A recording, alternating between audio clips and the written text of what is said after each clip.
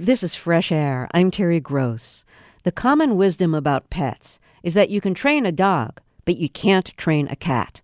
My guest says you can train a cat, but it takes an understanding of how cats learn.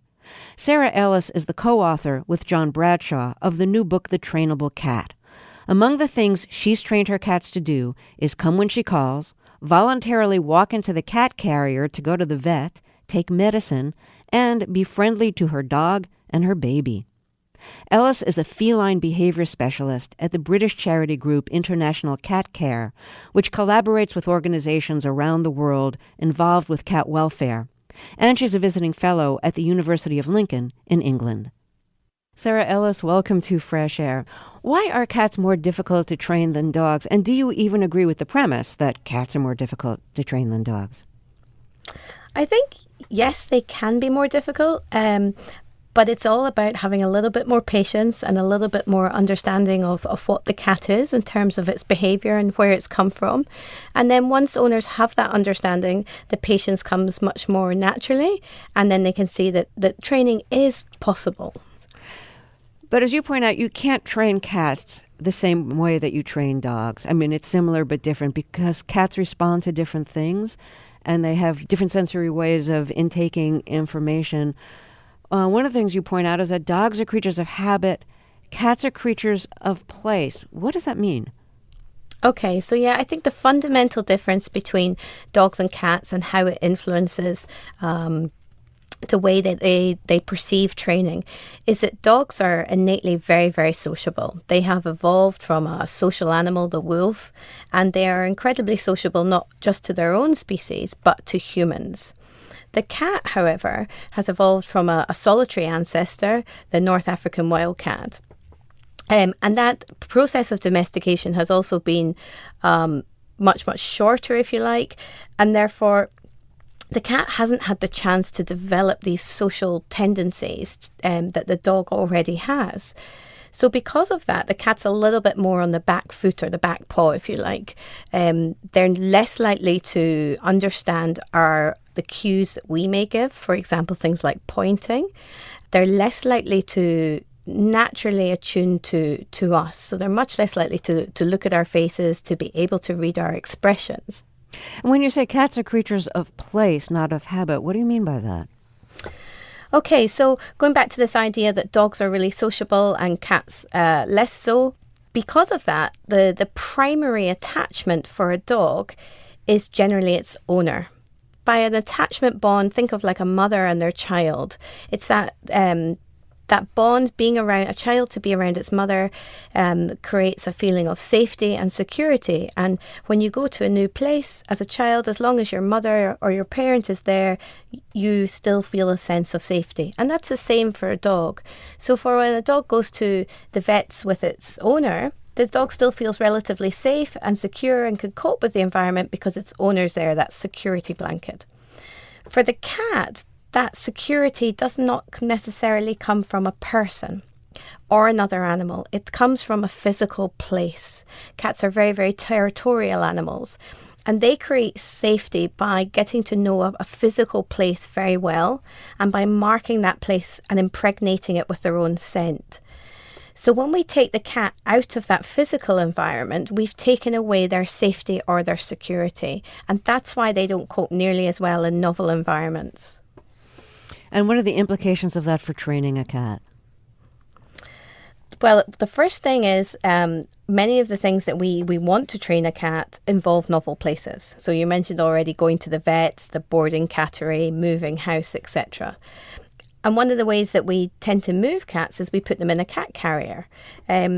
And so those things are intrinsically stressful for a cat because they're taking them away from their place of safety and security. So the first thing we would want to teach a cat, I think every cat should be taught this as a life skill, is that the cat carrier can become a portable place of safety and security. It is a safe, secure place and is part of the cat's normal territory. And now we have a portable item of security, just like for the dog, its owner, for the cat, its cat carrier. And that's the foundation, I think, for training in terms of novelty. So with the cat carrier, to teach the cat that it's a safe place and it's safe to be there when you're taking the cat to a new location, whether it's the airport or the vet. Do you keep your carrier out all the time so that it's a very familiar part of the cat's environment, as if it were a piece of furniture in the house? Yeah, absolutely. That's what we would really like to encourage cat owners to do. Currently, what most cat owners do is they keep the cat carrier hidden in a closet or in the basement, and the day that the cat has to go to the vets, they tend to bring it out. And what that does for the cat is it becomes a very predictive signal that something unpleasant is about to come, because they've already made this association between the cat carrier and the travel or the vets. Instead, as you say, if we keep the cat carrier out all the time, it becomes a regular part of the furniture within their territory. They get the opportunity to facial mark it and to sleep in it and to eat in it. So to have positive experiences within it, and also to impregnate their own scent onto it, which is how they feel safe and secure. And therefore, it's already a part of their home, so we're taking that place with them when we take them somewhere new. I think the main reason at the moment that owners don't do that is that cat carriers don't look particularly pleasant, and people don't like the look of them out in their homes. And I think really for to improve that, we really need to think about nicer, cleaner designs of cat carrier that not only function as a cat carrier, but that owners would be happy to leave out in their homes at all time. Cats live in the present, and you say any reward or punishment that you use for a cat, and by the way, you recommend against punishment, and we'll get to that a little bit later, but any reward or punishment should happen immediately after the action. So what kind of problem sets in if you wait a couple of minutes? If you wait a couple of minutes, what you'll in effect be rewarding is the behaviour that's happening in those couple of minutes later. So cats really, really are a little bit unforgiving, if you like, as are many other animals, in terms of if you are not good with your timing of your training. And by timing, I mean the delivery of the reward. Because they need to have the two things happening very, very close in time to know that the association is between those two things. And that's classical conditioning. That's not necessarily unique for the cat. That's the same with any animal. So we need to have a message to tell them, that was exactly it, right now, right there, what you're doing. If we cannot give the reward at that exact time, and usually the reward is food, we can use other things to pinpoint or reward or mark that behaviour that allows the cat to know that food is going to come 2 minutes later. But the only way you can do that is, first of all, to create an association between whatever your marker behaviour is and your reward. So if I give you an example, quite often, let's say we were teaching a cat to go through a cat flap. I couldn't give him the food at the moment that a cat he's flap going is like through a cat the cat door, flap. one of those little cat doors. Yeah, a cat door.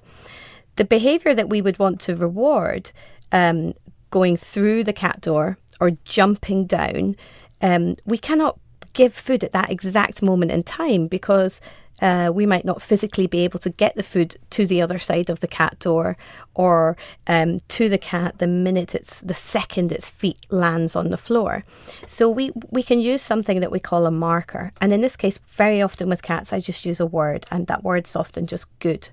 But what you have to do before that is teach the cat that the word good predicts that the real reward, the food, is going to come.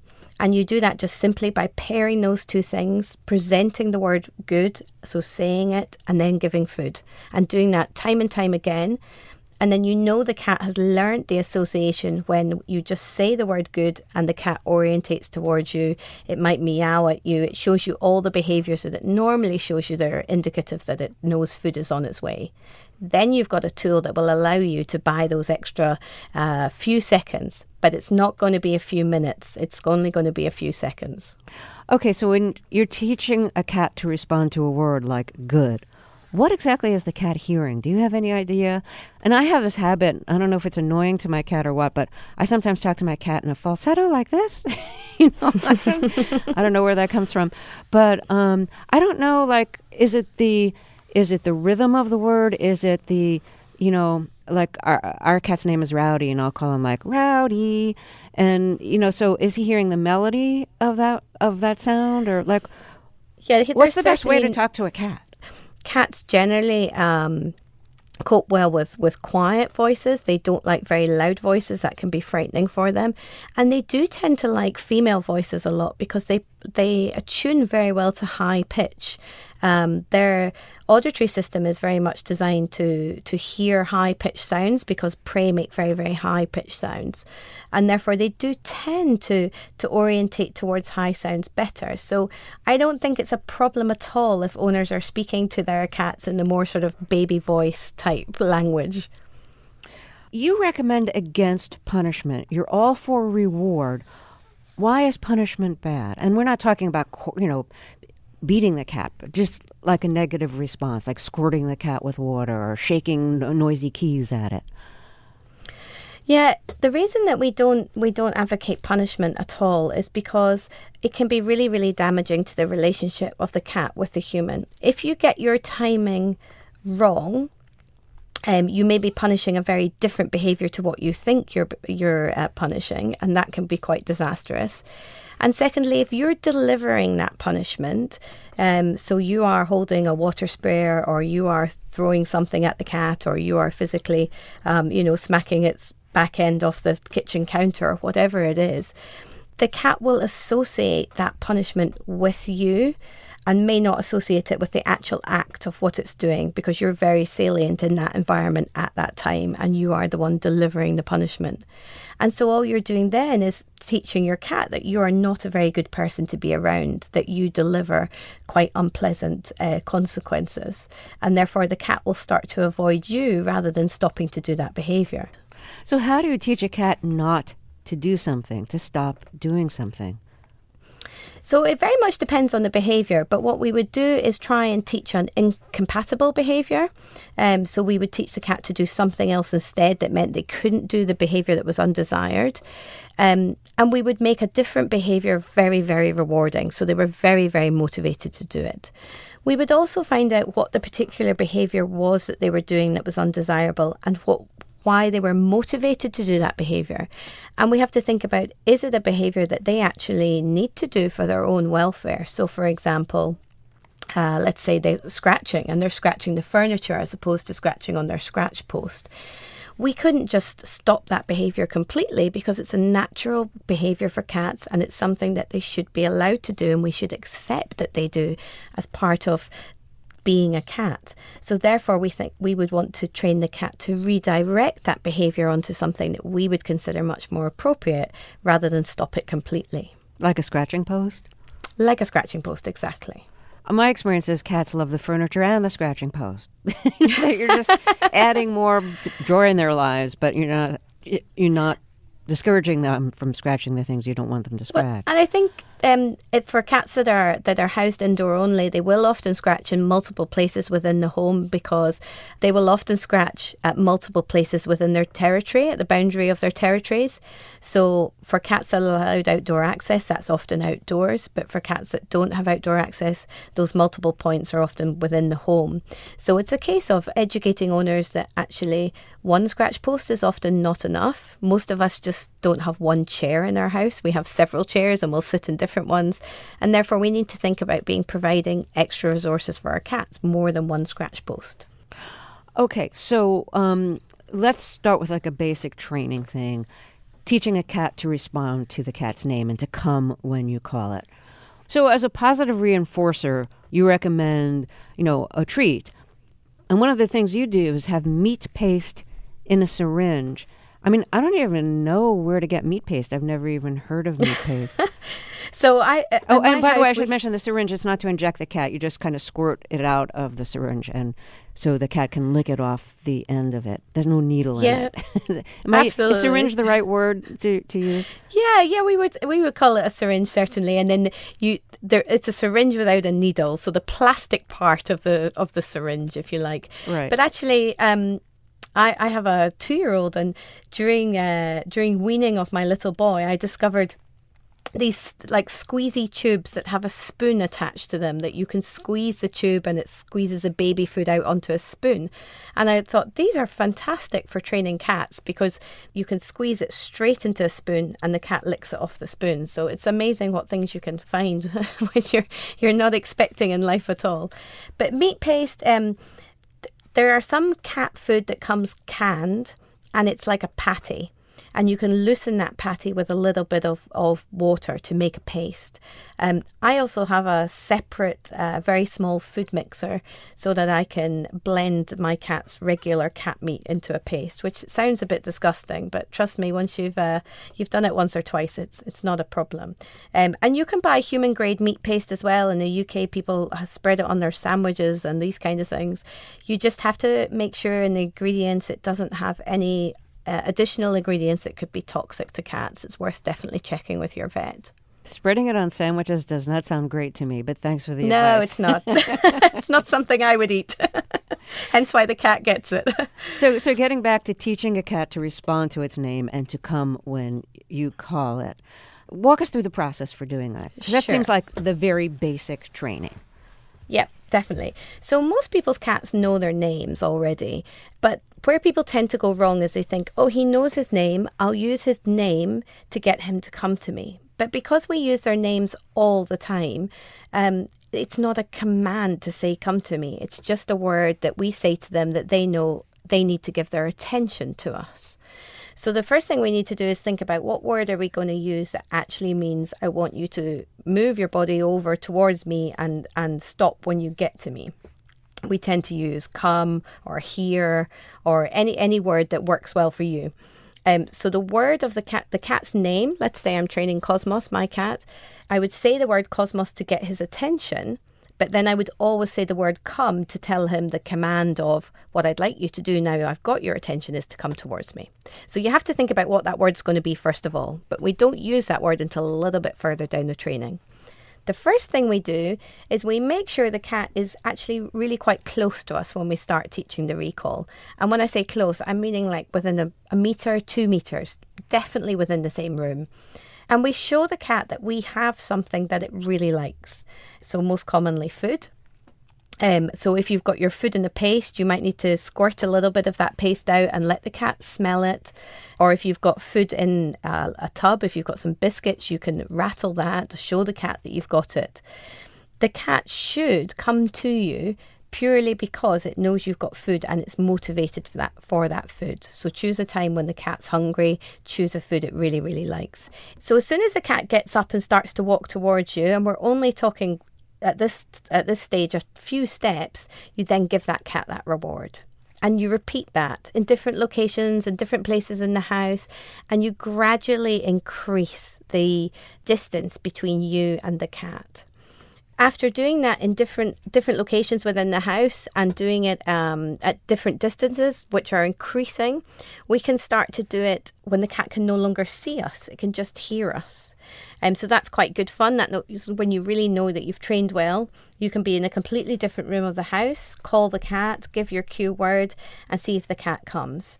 Only once you've got it that good would then I take it outdoors. So we're generalising all the time what the cat's learned to different locations.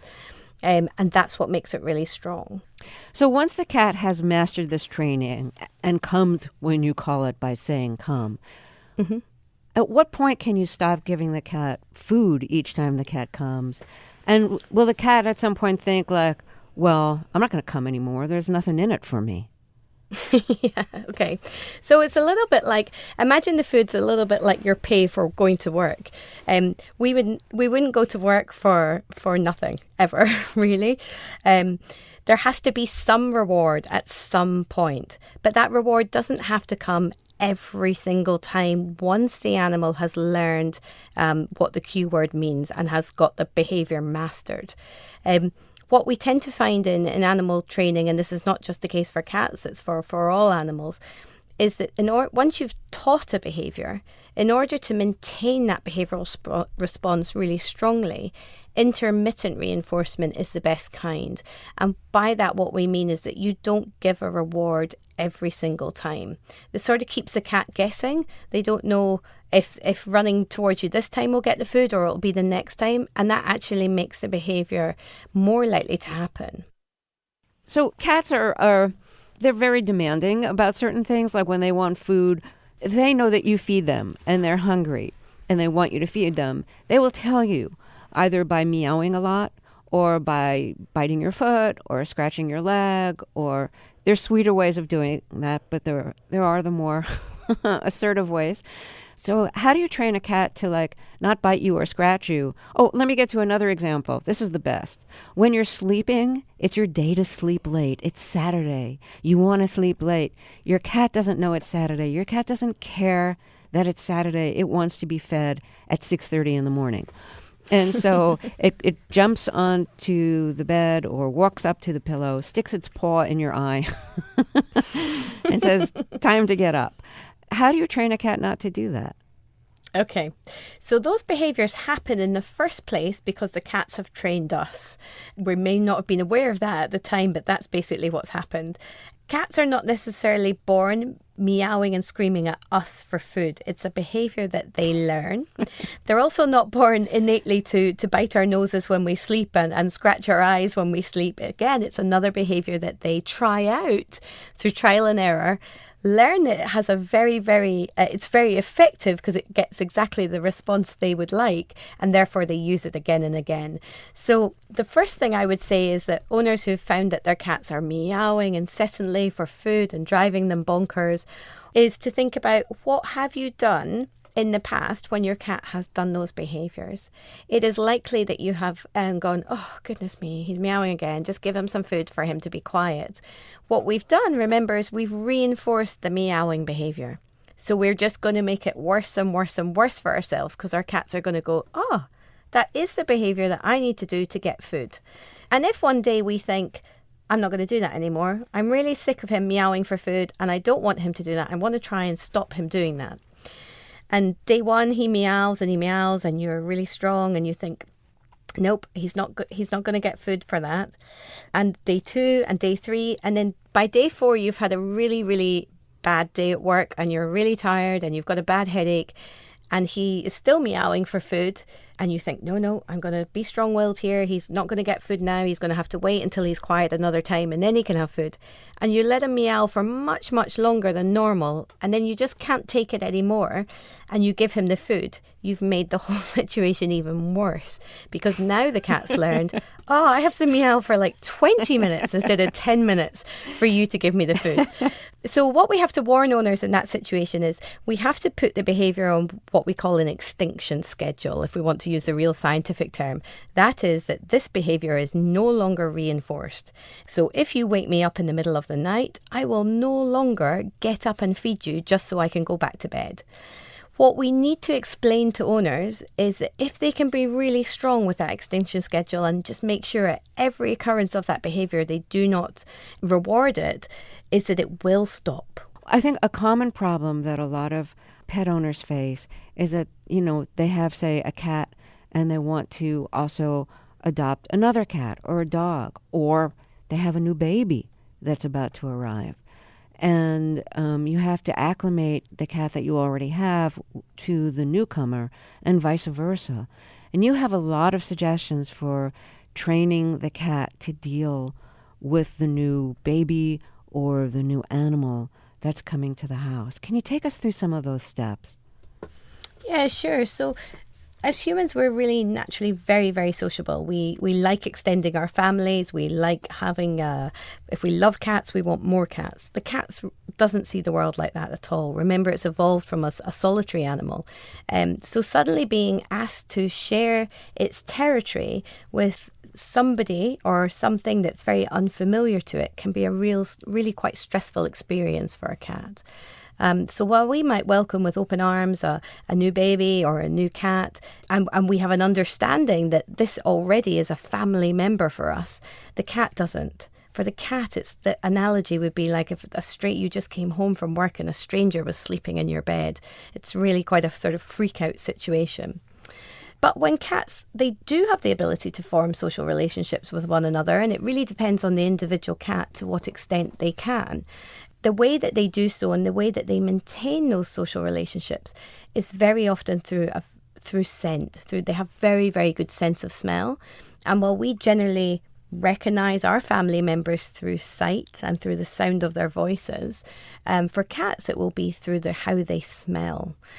So the first thing that we try to do when we're trying to introduce them to a new cat or a new baby, etc., is to think about all those sensory information that new being brings, particularly smell, but also sight and sound, and gradually introduce the cat to them over a slow period of time, and in a way that the sensory elements are, in their first instance, quite dilute, and then come right up to their sort of real level of what they are.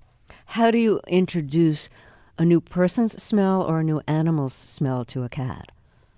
Okay, so if we were going to use the example of a new cat, if we brought a new cat home from the shelter, we would want to keep it in a completely different part of the house from the resident cat, ideally a single room, so that new cat gets a chance to get used to one area that's not too big before we introduce it to other areas. And one of the first ways that we can introduce the two cats to each other's smell is simply by swapping the bedding. Taking the bedding that they've been sleeping on, which will be heavily impregnated with their scent, and placing that in each other's territories, making sure that they still have some bedding of their own as well, because remember, they feel safe and secure when the area smells of them. Cats produce scent, which we cannot detect. Our noses are not strong enough to be able to, or good enough to be able to detect it. And then they also produce these chemicals known as pheromones that are species specific. So they mean nothing to us. We cannot detect them. And they're produced from in between the toes, at the base of the tail, down the flanks, but primarily around the face. So do you know, under the chin they love to be scratched, and just behind the whiskers on the cheeks? And do you know those areas in front of their ears where there seems to be a lot less hair between the ears and the eyes? Yep. That area there is a very concentrated area of sebaceous glands that produce these facial pheromones, these specific chemicals that cats use to communicate with one another. So rubbing a cloth over these facial regions will impregnate that cloth with a scent of that individual cat, which, if we smelt that cloth, we would smell nothing. But if we put that into the environment of the other cat, they would very much be able to detect the presence of another cat there. And you also have pictures of how you trained your cat at home to accept a second cat. So you have both cats in walled off spaces, but in the same room. So like there's some kind of like little fence between them, or they're each in their own little crates. So they're in the same room, but they're completely protected from each other, so that they learn to acclimate to each other without fear of being attacked.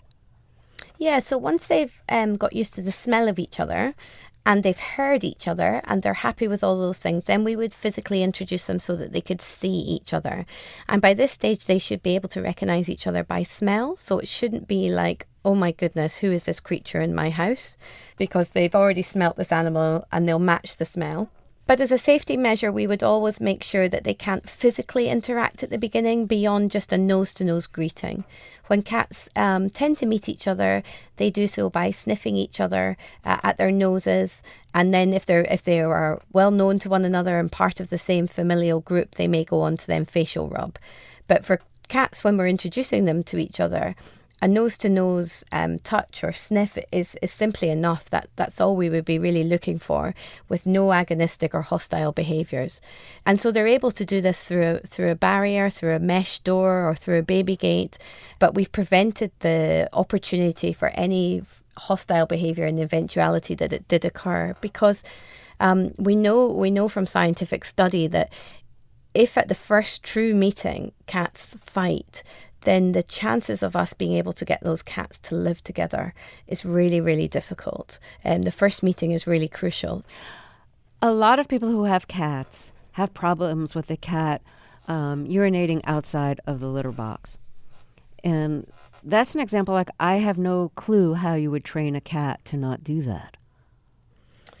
Yeah, one of the things is people often think you have to teach a cat to use the litter tray or the litter box.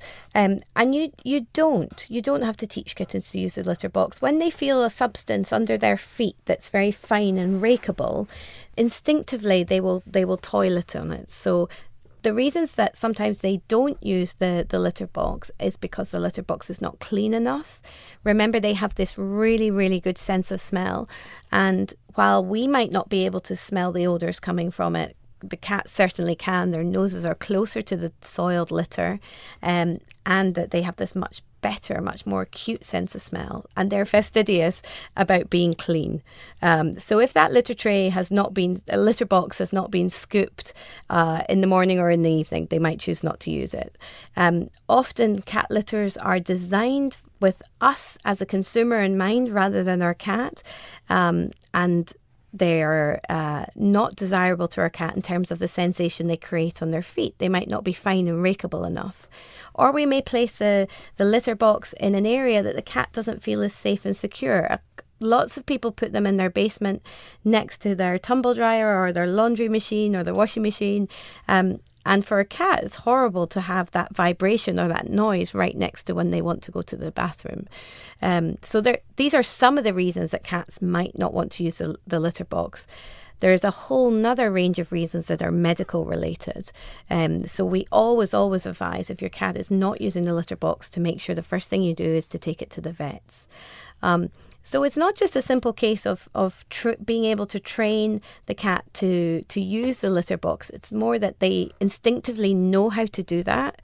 It's just that the litter box provided to them is perhaps not desirable because of cleanliness, the substrate that's in it, or its location, or that it has to share it with another cat. And if those two cats in the home do not consider each other part of their same social group, then they were not going to share a toilet together. You know, we're talking about like training cats and why that's good for the cat and good for the people. Cats, especially indoor cats, need exercise. And so play is not only like a fun activity for the cat and the person, but it's also like really healthy for the cat. I sometimes wonder if my cat understands that he's engaged in a very Sisyphean activity because once, like, especially like with a laser toy, like there's no way you're going to actually capture that laser beam, you know? And even with like the feather toys, the wand feather toys, like what do you do with it once you've captured it? You know, you play with it a while and then I'm going to whip it around again and then you capture it again and then I'm going to whip it around again. You know what I'm saying? Like, do cats get frustrated by the ways we play with them? Yeah, they can, and I'll come on to that. But first of all, I think I'm really pleased you brought up the subject of play, because for me, it's not an optional extra in cat ownership. It's not a fun thing to do if you have the time. It is as important as feeding them and providing them with a litter box. It's an absolute basic welfare need, particularly for cats that are indoor only, because the cat, as it's evolved and as we've domesticated it, and even as we've selectively bred it and got these pedigree cats, we've never selected to get rid of the predatory behaviour and the hunting behaviour. And so they still have this desire to perform predatory behaviour. And in the wild, they would hunt, approximately 10 times a day. So you imagine they've got this instinct to do this behaviour, but in an indoor-only environment, they've got no outlet for it. So really, for a welfare point of view, we have to offer the cat an appropriate outlet, and play is a brilliant, brilliant way of doing that. Because when they play, they're using exactly the same predatory behaviours. The idea that play could be frustrating for a cat really comes from the idea that we are not allowing the cat to express, or an opportunity to do, all of the different predatory behaviors. So if you're chasing a laser beam, a little laser light that's produced from a little box, or your cat is chasing feathers on the end of a wand, the chase is only one element of the predatory sequence. There is the locate, the stalk, the stare, the chase, the pounce, which is part of the capture, the killing, bite, and the consume. And so it's important that we, during play and during feeding, we provide opportunity for all of these behaviours. Then we're much, much, much less likely to cause any form of frustration. I think we find it quite amusing when we're playing with cats to make sure that the cat actually can't catch the toy that we're playing with if it's a feathers on a wand, because then they do these beautiful acrobatics for us as they attempt to catch it. Yes. But it's so important we let them catch it, because that is the reward. Not every time. Remember this sort of intermittent reinforcement. They wouldn't catch a mouse every time they hunted. They wouldn't be that good. But we need to think to ourselves when playing with cats, let them catch it now and again, especially when we end the play session. End it on a session where they're allowed to capture it and really have a good chew and bite at it. So sometimes what's frustrating for the person is that the cat obviously really wants to play, and you get out the wand toy and you start kind of flipping it around, and the cat is spending like minutes just kind of watching it intently. And it's like, come on, play. Do something. Yeah. So quite often what's happening there is that the owner is making the pretend prey, so the feathers on the end of the wand, behave in an unrealistic way that a prey item would not normally. So I've never seen a mouse, for example, fly through the air doing 360 degrees. But yet we expect our cats to chase that and capture that. So it's about teaching owners to make sure that the toy on the end of that wand mimics what a mouse or a bird would do. And then you'll find that the cat really gets engaged. And the more they're allowed to capture it, remember they've been rewarded for that behaviour, the more they'll think, this is achievable. I can capture this pretend mouse or pretend bird, but to them it probably feels real at that moment in time. I'm going to have a shot at going for this one because it's within my realm. So it's just about adjusting our expectations a little bit. Sarah Ellis, it's been great to talk with you. Thank you so much. Thank you. It's been a pleasure. Sarah Ellis is a feline behavior specialist and co-author with John Bradshaw of The Trainable Cat. I'm Terry Gross, and this is